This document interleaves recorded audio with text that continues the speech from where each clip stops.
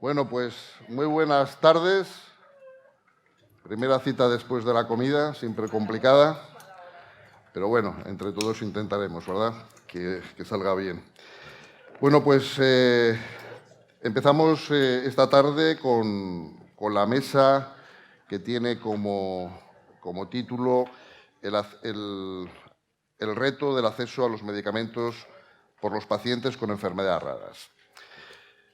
Os voy a presentar a las personas que me acompañan. En primer lugar, y a mi derecha, Patricia Lacruz Jimeno, que es directora general de Cartera Básica de Farmacia del Ministerio de Sanidad. Muchísimas gracias, Patricia, y bienvenida.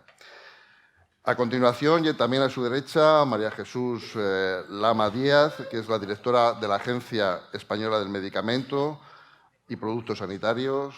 Igualmente, muchas gracias y bienvenida. Y a Julián Isla Gómez, miembro del Comité de Medicamentos Huérfanos de la Agencia Europea de Medicamentos. Pues lo mismo, gracias y bienvenido estar aquí. Bueno, el objetivo de esta mesa es abordar el reto del acceso a los medicamentos para los pacientes con enfermedades raras.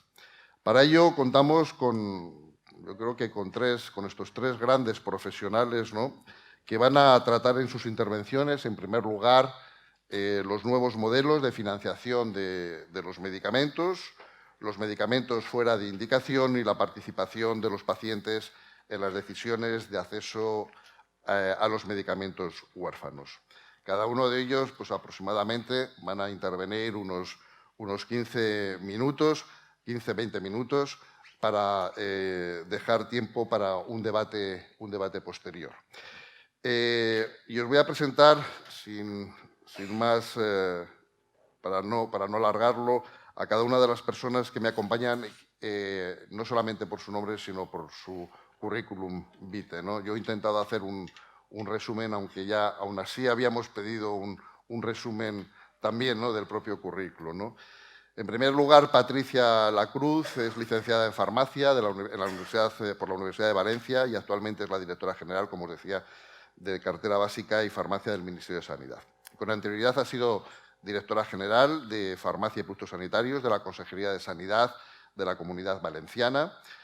Inició su trayectoria profesional en materia de calidad y gestión sanitaria vinculándose a proyectos de la Consejería. Y en el año 2004 formó parte del equipo del Instituto de Acreditación y Evaluación de las Prácticas Sanitarias. Y ya en el año 2008 pasa a formar parte del Departamento de Calidad y Procesos del Departamento de Salud de Manises, se dice así, y ha ocupado el puesto de secretaria de la Sociedad Valenciana de Calidad Asistencial, siendo socia fundadora. Y además ha colaborado como docente a nivel de formación continuada y de formación posgrado y ha participado en numerosos congresos. María Jesús, la directora de la Agencia Española del Medicamento, es doctora en farmacia con premio extraordinario por la Universidad de Santiago de Compostela, es especialista en farmacia hospitalaria y está acreditada como farmacéutica clínica en oncología por BPS y la American Pharmaceutical Association. Es directora, como os decía, de la Agencia Española del Medicamento y con anterioridad dirigía el servicio de farmacia del Complejo Hospitalario Universitario de Santiago, a la vez que coordinaba el área de plataformas y metodología del Instituto de Investigación Sanitaria de Santiago. Fue directora de investigación de la Sociedad Española de Farmacia Hospitalaria, de la SEF, del año 2012 al 2016. Y en su faceta investigadora ha liderado el Grupo de Investigación de Farmacología Clínica. Ha sido investigadora principal de 12 proyectos y ha sido coordinadora y profesora del Máster de Oncología Farmacéutica de la Universidad de Valencia y profesora del Máster de Enfermedades Metabólicas Hereditarias de la Universidad de Santiago de Compostela. Además, es miembro de diversos comités de farmacia, de investigación y de comisiones de salud. Y Julián Isla es ingeniero, ya hemos cambiado, trabaja en el área de inteligencia artificial en Microsoft, con 25 años de experiencia trabajando en compañías internacionales de TI, de tecnología de la información. Es presidente y cofundador de Foundation 29, enfocada a cómo la inteligencia artificial puede capacitar a las personas para tomar decisiones sobre su salud en base a la evidencia. Es director científico de la Federación Europea de Síndrome de Dravet y de Organización Europea de Pacientes también con este mismo síndrome. Julián es padre de Sergio, un niño de 6 años que tiene dicho síndrome de Dravet.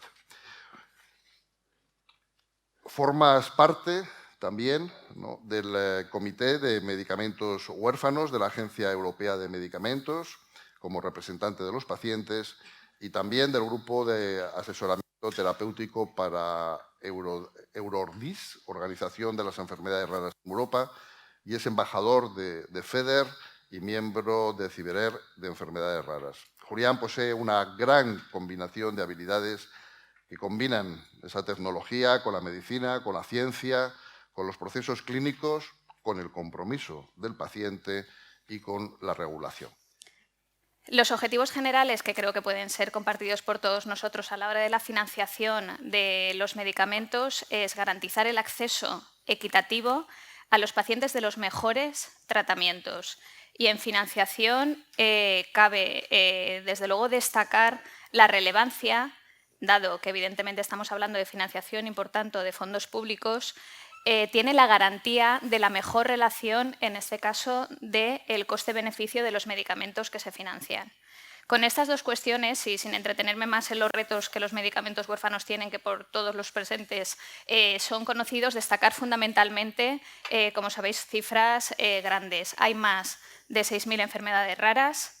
En Europa hay más de 300 millones de personas que las padecen. En España hay más de 3 millones de personas, muchas son graves, otras debilitantes de forma crónica.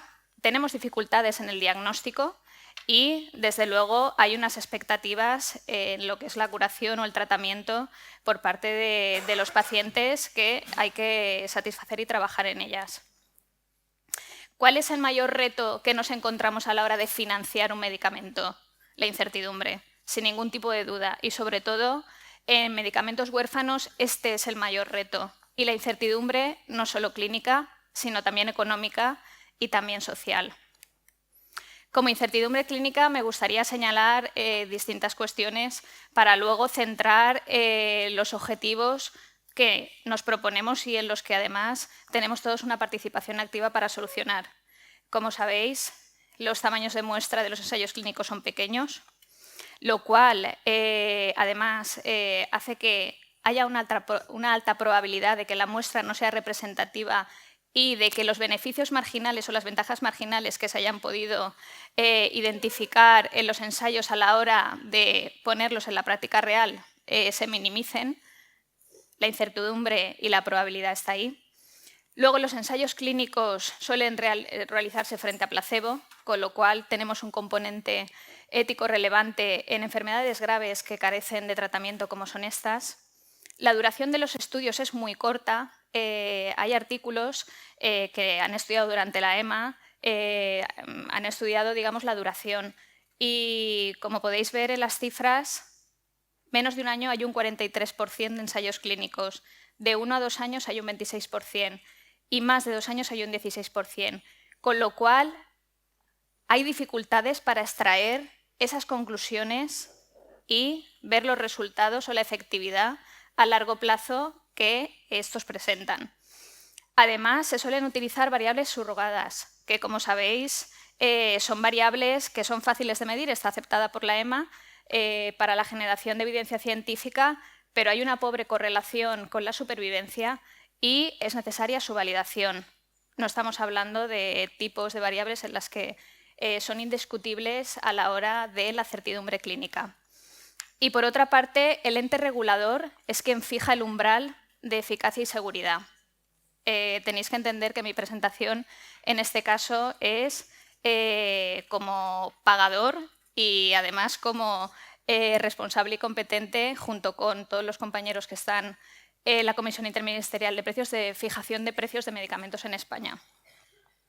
Esta incertidumbre clínica hace que la incertidumbre económica nos veamos con la incertidumbre clínica añadida y además con la no posibilidad de poder medir un beneficio clínico incremental, puesto que en los medicamentos huérfanos No en todas las indicaciones, pero sí en algunas son las únicas alternativas que existen. Para que tengamos cifras en el margen que estamos hablando, ¿cuál ha sido el gasto farmacéutico de los medicamentos huérfanos en el Sistema Nacional de Salud en el año 2017?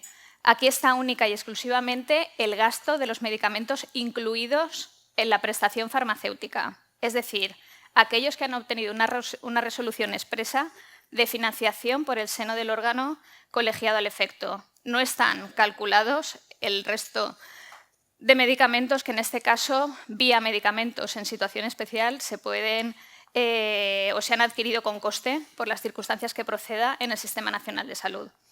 Como veis, la cifra asciende a casi 654 millones de euros al año.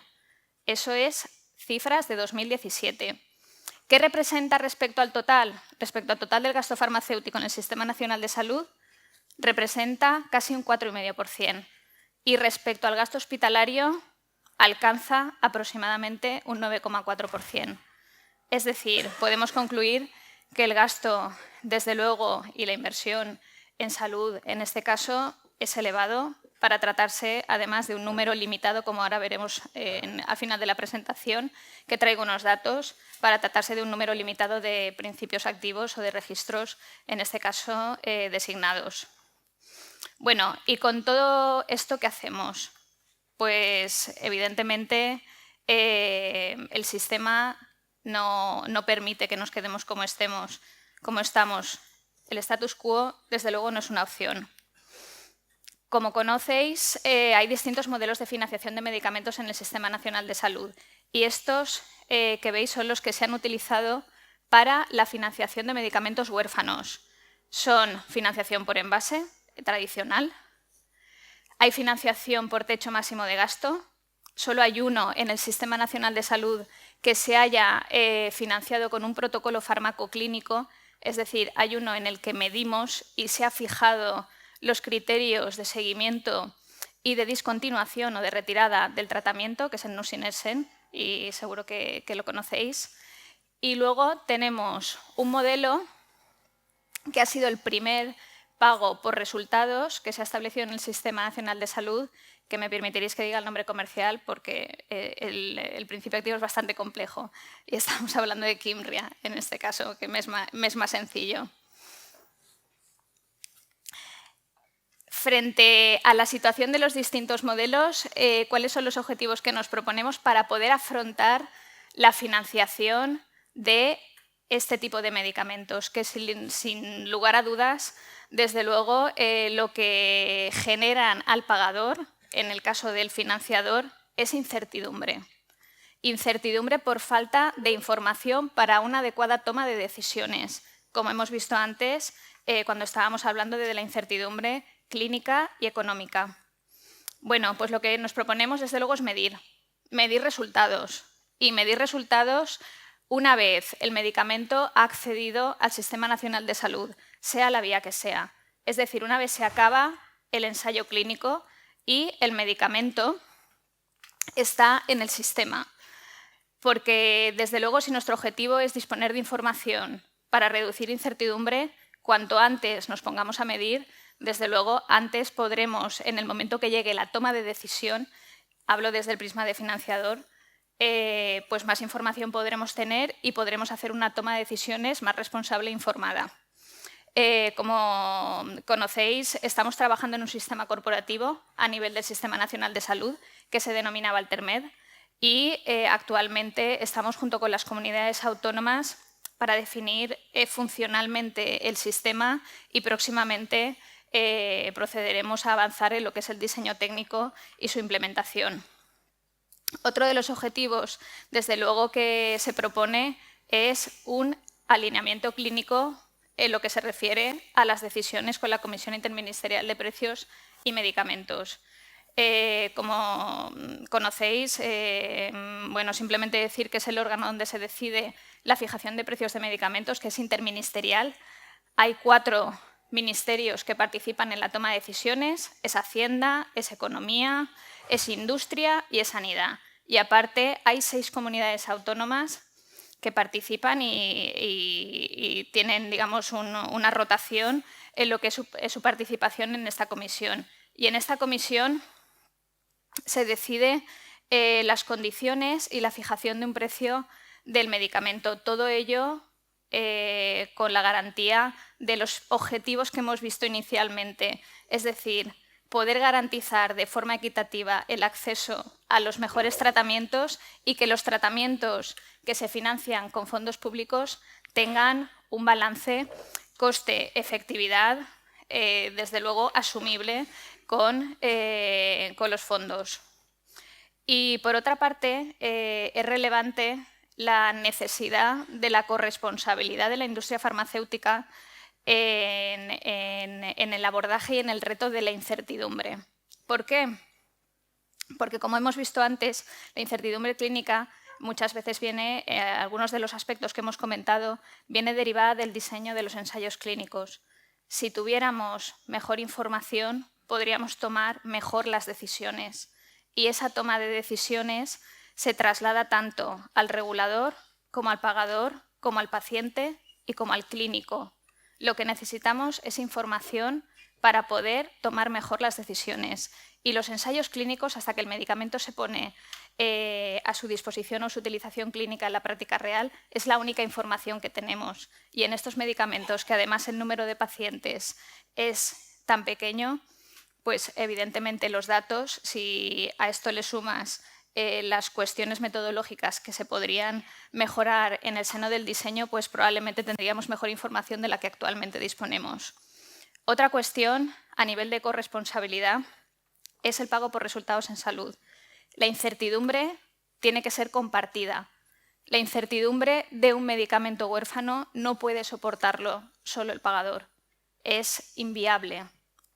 Entonces, o nos ponemos a trabajar conjuntamente en un pago por resultados y se establecen las variables, se establece la periodicidad para poder determinar cuándo ese medicamento demuestra su efectividad, o difícilmente podremos avanzar en esta cuestión. Y lo único que conseguimos, desde luego, es enlentecerlo. Y por último, es una corresponsabilidad evidentemente compartida, una responsabilidad compartida también, es la información rigurosa y veraz al paciente, a la ciudadanía e información a la ciudadanía en general de los resultados de los ensayos. Sabéis que la agencia publica los informes de posicionamiento terapéutico, son públicos, están disponibles en la página web y en estos informes se puede ver esta información. Bien es cierto que puede ser información con un cariz técnico, pero que desde luego tanto en el ámbito del ente regulador como en el ente financiador, en este caso, siempre estamos a disposición de cualquier asociación de pacientes y abrimos totalmente las puertas para poder ahondar en la información que se dispone. Entonces, en conclusión, los objetivos se reducen a disminuir incertidumbre, porque la incertidumbre es el mayor reto en la financiación de estos medicamentos. ¿Para qué? Para poder tener más información y, por tanto, tener decisiones más ágiles. Cuanta más incertidumbre tenemos en la toma de decisiones, y esto es extrapolable a nuestra vida personal o profesional, más tardamos en decidir, porque más nos cuesta. No tenemos la suficiente información como para adoptar decisiones firmes, y frente a la incertidumbre hay que compartir el riesgo. Por último, simplemente aportar datos que siempre son interesantes a la hora de contrastar información.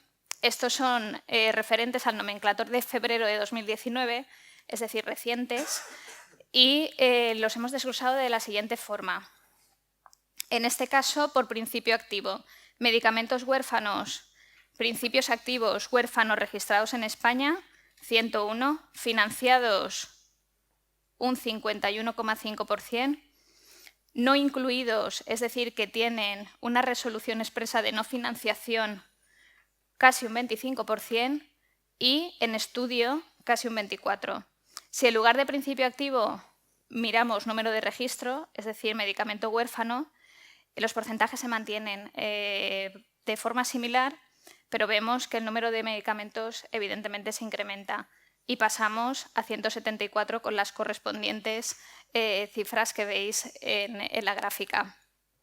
Si vamos por código nacional, que sabéis que son las presentaciones en las que se detallan tanto la dosis como la forma farmacéutica como el contenido, tenemos 191 códigos nacionales en España de medicamentos huérfanos autorizados, de los cuales 99 están financiados. Y como veis, los márgenes, como hemos comentado antes, a nivel porcentual son muy similares. Miremos la financiación por principio activo, la miremos por registro o la miremos, en este caso, por código nacional.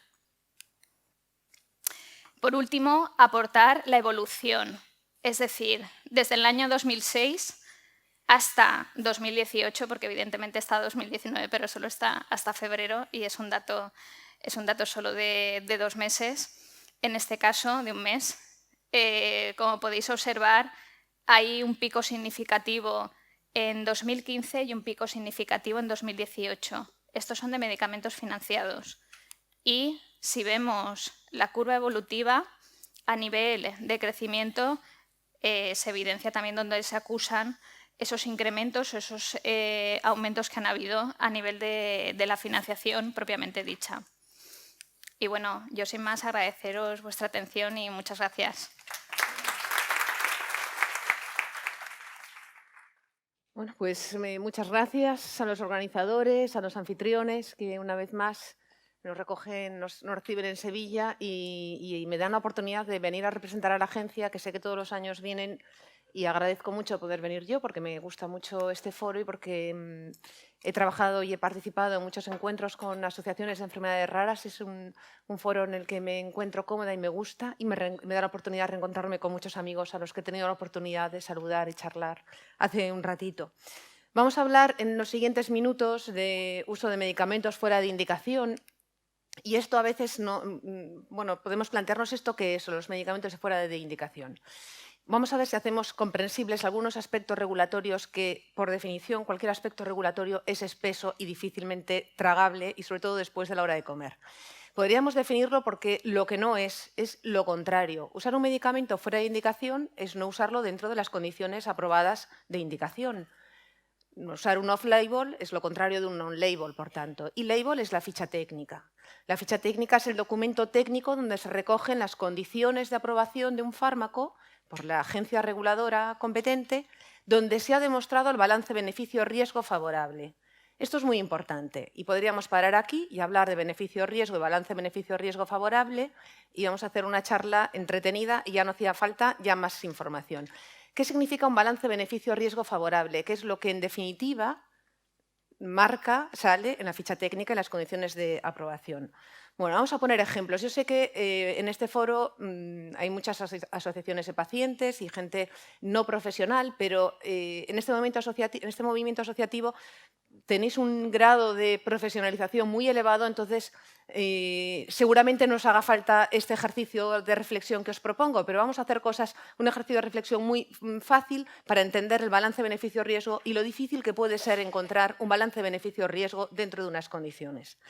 Si tenemos una enfermedad que tiene una mortalidad del 50% y no tiene ningún tratamiento, el 50% de los que padezcan esa enfermedad se mueren, y nos presentan a la agencia un medicamento nuevo para ser evaluado y aprobado, que cura a la mitad, cura al 50%, pero tiene una mortalidad asociada por efectos tóxicos de un 3%, ¿lo aprobamos o no? Parece bastante evidente que el balance beneficio-riesgo es favorable. El medicamento es tóxico, va a matar a 3 de cada 100. Pero, por otra parte, no utilizarlo garantiza que se van a morir el 50% de los pacientes de esa enfermedad. Es evidente, ¿no? Vale. Si este mismo medicamento se presenta para esa enfermedad y esa enfermedad tiene otro medicamento que también cura el 50%, pero no muere nadie de efectos tóxicos, pues el medicamento nuevo que traemos, con un 50% de curación y un 3% de mortalidad, ha dejado de tener un balance beneficio-riesgo favorable. Es decir, no depende solo del medicamento en sí mismo, sino también de las alternativas que tenemos con el mismo grado de eficacia para esa misma enfermedad. Esto no es lo que suele pasar. Lo que suele pasar es que el medicamento nuevo que llega, pues igual tiene un 50% de probabilidades de curación, igual tiene un 3% de mortalidad, pero el que teníamos antes tiene 0% de mortalidad, era muy seguro, y solo un 10% de curación. ¿Qué hacemos con el nuevo? ¿El balance beneficio-riesgo es favorable o no? Esto ya no está en automático. Esto hay que discutirlo. Esto es lo que hace el Comité de Medicamentos de Uso Humano en EMA, cuando tiene que aprobar un medicamento por procedimiento centralizado. Coge todos los datos de calidad del medicamento, la calidad tiene que ver con la calidad química, lo que se hace antes de empezar ensayos clínicos, después coge todos los datos de ensayos clínicos y para ese caso en concreto los datos de esos estudios y para aquello que ya hubiera en esa enfermedad, se hace el balance beneficio-riesgo. Y finalmente se dice, este medicamento está autorizado para estas indicaciones. Y esas indicaciones son el marco en el que el balance beneficio-riesgo es favorable. Fuera de esas indicaciones no se sabe si es favorable y en ocasiones se sabe que no lo es. Por tanto, un medicamento usado fuera de indicación es un medicamento del que no sabemos si el balance beneficio-riesgo es favorable.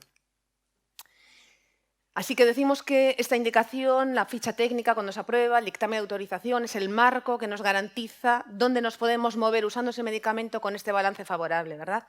Pero tampoco esto es tan sencillo, porque resulta que se puede aprobar un medicamento en diversas modalidades. Cuando el medicamento es de procedimiento centralizado, que lo autoriza la Comisión Europea después del dictamen de EMA, y ese es el caso de todos los medicamentos huérfanos, cuya vida, cuyo camino, bueno, se cuenta, no sé, esto... ¿Así? Sí. Pero sé que por la mañana ha habido una ponencia donde se habla de cómo se designan medicamentos huérfanos, no me voy a parar en eso. Pero cualquier medicamento de procedimiento centralizado, por tanto, todos los huérfanos, cuando es evaluado y recibe una aprobación, puede ser de estos tres tipos. Una aprobación plena, autorización plena para su utilización, una autorización condicionada. ¿Y qué significa condicionada? Bueno, primero, el balance beneficio-riesgo ha de ser positivo con los datos de ese momento siempre que se autorice un medicamento, claro. Pero quizá no haya datos suficientes y entonces no se puede conocer realmente el alcance o la magnitud del beneficio que va a aportar, ni tampoco se conoce del todo la magnitud del riesgo que puede soportar. Lo que sí parece claro es que para una necesidad no cubierta, criterio imprescindible para esta autorización condicional, ese medicamento puede proporcionar unos beneficios suficientes como para adelantarlo en su puesta en el mercado y que los pacientes lo puedan tomar. Las condiciones son, cada año hay que renovar esta autorización condicionada y el titular, el dueño de la molécula de laboratorio, tiene que acabar aportando los datos que faltaban clínicos para acabar de hacer la foto final del balance beneficio-riesgo favorable. Y hay otra situación todavía más excepcional, autorización bajo circunstancias excepcionales se llaman, que es cuando ya no hay posibilidad de conseguir más datos, no hay mucha certeza, pero se cumple necesidad médica no cubierta, expectativa de beneficio alta en una situación amenazante para la vida y esto ocurre pues, en estas enfermedades ultra raras, con menos de 10 casos en el mundo, con emergencias de salud pública de tipo infeccioso, por ejemplo. Entonces, vamos aproximándonos ya un poco más al off-label, pero esto daba un poco de miedo porque si vemos que on-label es trabajar dentro de un marco de seguridad conocida, off-label es manejarnos dentro de la incertidumbre clínica para el paciente y aún dentro del marco conocido hay un grado de incertidumbre importante, ¿qué más tenemos que saber de los off-label? ¿Cómo se usan? ¿Cómo se pueden utilizar? Bueno, toda la normativa europea, toda la directiva europea recoge la posibilidad de que se utilicen medicamentos no autorizados. En España esto está recogido en este Real Decreto, el 1015 del 2009, que habla de medicamentos en situaciones especiales y define tres situaciones distintas. Medicamentos que no están autorizados para su comercialización en España, unos medicamentos extranjeros, los que están en fase de investigación, todavía no han sido sometidos a una evaluación por una agencia. Los pacientes se tratan con estos medicamentos bien dentro de un ensayo clínico o bien por la modalidad de uso compasivo, que es el medicamento en investigación no comercializado en ningún sitio, por tanto no sometido a evaluación por ninguna agencia, pero fuera de un protocolo de ensayo clínico. Se llama programas de uso compasivo o en condiciones diferentes a las de autorización, que es el verdadero off-label de lo que estábamos hablando hasta ahora. A lo largo de la vida de un medicamento, desde que empieza toda su investigación en los ensayos, empezamos con los fase 1, después los fase 2 exploratorios, fase 1 de toxicidad, de encuentro de dosis, fase 2 exploratorios, fase 3 confirmatorios para ver si un medicamento es verdaderamente eficaz. El paciente puede tratarse dentro de estos ensayos o, como decíamos, pues accediendo desde fuera a través de usos compasivos si la compañía, el laboratorio, proporciona ese medicamento para ser utilizado fuera del protocolo de ensayo clínico y dentro de uno de uso compasivo. Cuando ya tiene una autorización de comercialización, a partir de ese momento, sigue la investigación clínica, no para, nunca deja de hacerse el balance beneficio-riesgo a lo largo de toda la vida del paciente, porque el perfil de seguridad puede cambiar con la aparición de efectos adversos, por ejemplo. Por tanto, siempre hay un motivo por el que seguir haciendo estudios observacionales o mantener una actitud vigilante a través de sistemas de farmacovigilancia. Bien, una vez comercializado, el medicamento fuera de las condiciones de autorización sería un off-label y si no está autorizado perdón, os he dado con el puntero, sería un medicamento extranjero. Hay una circunstancia un poco particular y hay que pensar que este Real Decreto se hizo en el 2009 y que desde entonces, porque hemos tenido, bueno, porque cogió el bajón de una crisis económica que sacudió al país desde sus cimientos, y creo que se vio en las diapositivas de Patricia, como había habido también una caída en la aprobación de los medicamentos a partir del 2012. Bueno, por muchos motivos, porque hay más medicamentos para ser evaluados de esta categoría tecnológica de mayor impacto, tanto clínico como económico, pues a veces hay cierta distancia entre el punto en que se autoriza la comercialización y que está efectivamente dentro de la financiación del Sistema Nacional de Salud. Eso no es un medicamento off-label. Que el hecho de que un medicamento no esté financiado no quiere decir que se pueda utilizar porque nos acogemos a un off-label. Eso es un asunto distinto. Este Real Decreto nuestro, que permite que se puedan utilizar medicamentos fuera de condiciones aprobadas, tiene como dos enfoques. El uso individual, lo que hemos hablado hasta ahora, usos compasivos, off-label extranjeros, usos colectivos, autorizaciones temporales de utilización, que viene a ser un uso compasivo de cohorte, se llaman otras normativas. En Francia esto es bastante común. Recomendaciones de uso o protocolos de uso. Lo importante es que el uso de un medicamento fuera de las condiciones incluidas en la ficha técnica tiene que tener una serie de requisitos. Y es primero su carácter excepcional, porque hemos dicho que nos movemos fuera del marco donde sí conocemos el balance beneficio-riesgo. Por tanto, no es una vía accesoria al medicamento. Tiene que tener un carácter excepcional. No es un atajo ni una forma de salirnos del cauce normal para encontrar el medicamento. Se limitará a situaciones en las que se carezcan de alternativas terapéuticas autorizadas para un determinado paciente, carácter excepcional e individual. Deben respetarse las restricciones que se hayan establecido ligadas a prescripción o dispensación en el centro hospitalario donde se vaya a solicitar y ajustarse al protocolo terapéutico que ese centro hospitalario vaya a definir. Las partes implicadas en el procedimiento, por tanto, son, por una parte, la agencia, el médico que es responsable de la solicitud de un medicamento en esas condiciones, el hospital, el entorno, en el centro en el que lo va a utilizar, y el titular de comercialización, el laboratorio. ¿La agencia en qué sentido? Pues en elaborar recomendaciones de uso. Vamos a poner algún ejemplo de lo que es una recomendación de uso. En mantener un sistema de intercambio de información con comunidades autónomas, porque no se nos olvide que el uso de un medicamento fuera de indicaciones técnicas no es la forma de usar un medicamento no financiado, pero sí es una indicación no financiada. Y al final, quien está pagando un medicamento no financiado es la comunidad autónoma. Por tanto, deben conocer en qué condiciones están utilizando estos medicamentos. Es obligación de la agencia informar al titular al laboratorio de la información que se recoja de este medicamento y de comunicar las reacciones adversas que se pudieran haber notificado.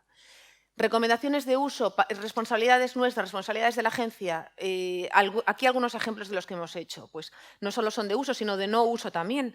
Recomendación de no utilización de hormona de crecimiento en la recuperación de enfermedades neurológicas cerebrales y periféricas, porque esto que era muy atractivo desde el punto de vista de la hipótesis farmacológica, se encontró que era una práctica carente de ninguna evidencia científica que hiciera esperar un beneficio mínimo razonable y, sin embargo, sometía a los pacientes a unos riesgos que son intolerables cuando no hay una expectativa de beneficio razonable. Esto que se estaba convirtiendo en un momento dado en una tendencia de uso por algunas clínicas, pues requiere una actitud de la agencia, una actuación de la agencia y salir al paso. No se debe utilizar y se hace una recopilación de la evidencia científica en el sentido de lo que se debe utilizar y en qué condiciones, cuando incluso es un off-label, o de lo que no debe utilizarse.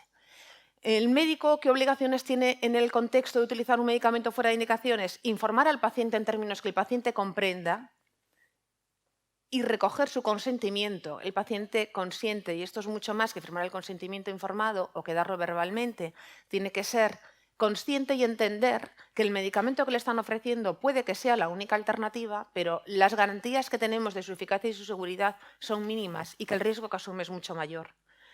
Notificar las reacciones adversas que se pudieran producir, como todos los medicamentos, y en su caso respetar las restricciones que el centro hospitalario pudiera poner de acceso a estos medicamentos.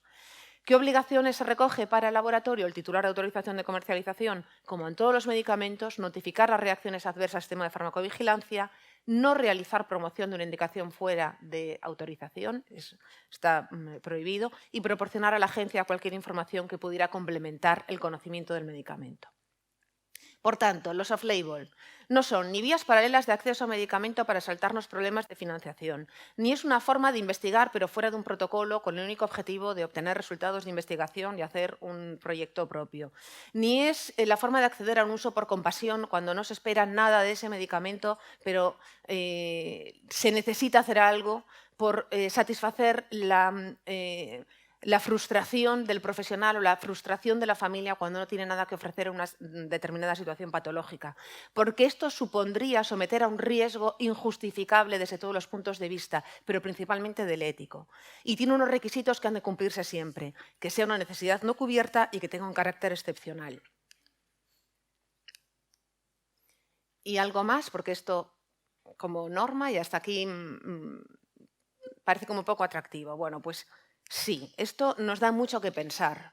Hay una cosa que dije al principio, que es utilizar un medicamento fuera de indicación no parece lo que dé más seguridad, pero por otra parte es necesario, tiene que estar regulado y tiene que haber una vía de acceso porque hay necesidades no cubiertas. Entonces esto se puede utilizar también con otra interpretación. Hay medicamentos que se están utilizando de forma habitual para necesidades no cubiertas y de forma excepcional, pero que ya cuando se juntan tantas excepciones quizá haya que empezar a regularlo porque hay suficiente evidencia científica. Y esto le han dado un nombre en inglés que se llama repurposing y se utiliza mucho esto en la terminología inglesa, aunque hablemos en español, pero que es bien fácil de traducir, que es reposicionamiento. La Comisión Europea crea este grupo, el STAMP, es el grupo de estudio de acceso a medicamentos en tiempo oportuno, un estudio de acceso a medicamentos. Y dentro de del STAMP, del proyecto STAMP, hay un grupo de repurposing, de reposicionamiento, que el objetivo que tiene es promover un marco legal, regulatorio y unos cauces para que se pueda regular los medicamentos fuera de indicación cuando hay una evidencia científica suficiente como para recoger esta indicación. ¿Y esto cuándo ocurre? Medicamentos antiguos, clásicos, que muchas veces han perdido la patente, pero que tienen un uso consolidado en determinada indicación y que ya no hay un titular detrás de este medicamento, un laboratorio que tenga interés en desarrollar esa indicación e incorporarla a la ficha técnica. El hecho de que siga en ese terreno de nadie, en ese terreno del off-label, pues es malo para todos. Primero para los pacientes, porque no todos los médicos quieren correr riesgos que no conocen con el uso off-label, entonces podrían estar perdiéndose oportunidades terapéuticas. Es malo para los sistemas, porque a veces, a los sistemas sanitarios me refiero, porque a veces lo que ocurre es que estos medicamentos dormidos, olvidados, pero que son útiles, alguien los recupera, le patenta la indicación nueva y los vuelve a poner en el mercado a un precio exorbitante e impagable. Y esto hay casos conocidos en Europa y en Estados Unidos que han dado abundante literatura económica, no solo científica, y que es deseable que no ocurra. Y lo que se necesita, dan unos marcos y es muy sencillo. Un champion, que además de tener esa traducción que parece como muy evidente de campeón, pues también es un poco el adalid de la causa, ¿no? Y lo que se pretende aquí es que el champion, el que promueva recoger la indicación para que quede regulada y que quede en la ficha técnica y que quede evaluada de que esa indicación tiene un balance beneficio-riesgo positivo, tiene que ser cualquiera menos el titular de comercialización del laboratorio. Y está pensado en asociaciones de pacientes, en academia, en grupos de investigación, en las sociedades científicas. El champion recogería toda la información científica, la propondría a la agencia, que se evaluaría y se le daría autorización para esa indicación. Este grupo está formado por varios países donde España tiene una presencia activa, la agencia europea y luego, como veis, mucho movimiento asociativo, pues el Anti-Cancer Fund, la Sociedad de Oncología Pediátrica, Eurordis y también la industria, la Patronal Europea de la Industria. El procedimiento, no nos vamos a perder en esta diapositiva de tantos cuadros, pero esto es recoger la información de todas las fuentes que puedan existir, ensayos clínicos, registros, observacionales, series de datos. El champion somete a la agencia, al órgano regulatorio, los datos científicos. Puede ocurrir que haya suficientes datos y robustos, pasa a regulación por una vía rápida, como la de medicamentos pediátricos, o por una ruta de variación de medicamentos, tasas más baratas, evaluación más rápida, o que no haya datos robustos y entonces se le ofrece asesoría regulatoria y científica para conseguir esos datos. ¿Casos para el reproposing? Pues mira, uno que ya hemos hecho antes de que se creara STAMP, del grupo de reproposing, la colchicina para la fiebre mediterránea familiar. Casos que queremos hacer, que están en la lista de STAMP, docetaxel en cáncer de próstata, zoledrónico en prevención de metástasis óseas, propanolol en angiosarcoma, claritromicina en tratamiento de mieloma para revertir resistencias de los fármacos activos de mieloma. Bien, una serie más medicamentos. Estos son algunos de los ejemplos solo. Como veis, son medicamentos muy antiguos, muy consolidados, que no tienen ese atractivo, esa fascinación de lo tecnológico, de lo nuevo, y que sin embargo puede tener un valor muy importante para los pacientes. Esto es lo que yo le llamo pensar fuera de la caja, pues cuando se pide ser innovador y pensar de una forma distinta es, si el off-label puede suponer una amenaza a la seguridad de los pacientes, pero hay que asumirla porque no hay otra opción, utilicemos también toda esta información que se está generando de esta manera para convertir estos medicamentos en regulados y así ofrecer seguridad a nuestros pacientes. Para eso la Oficina de Apoyo a la Innovación y Conocimiento de Medicamentos de la Agencia Española de Medicamento, dentro de la red europea de oficinas de innovación, piensa fuera de la caja y hemos participado en este proyecto europeo STARS, potenciando el entrenamiento de la Academia en Ciencia Regulatoria, que pretende dar este soporte a grupos de investigación independiente, a los champions, para guiarlos en todo el proceso regulatorio, para que estos medicamentos lleguen a tener una indicación regulada y aquel off-label se convierta en un on-label y nuestros pacientes estén tratados con un medicamento que cubre sus necesidades y que al mismo tiempo les da unas garantías de seguridad. Y esto es lo que les quería contar. Muchas gracias por su atención.